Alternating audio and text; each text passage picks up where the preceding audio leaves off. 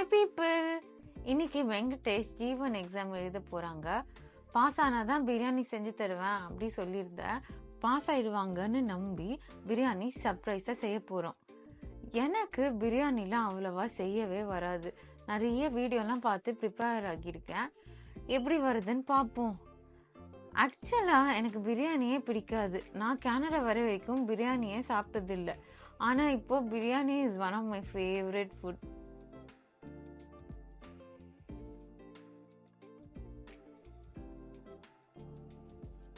I think it's almost done now.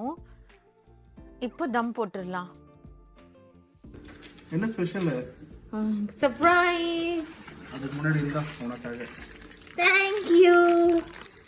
Driving test சக்ஸஸ்ஃபுல்லாக pass ஆயாச்சு. அது போல் பிரியாணியும் சூப்பராக வந்துருச்சு. எப்படி இருக்குன்னு கேட்போமா?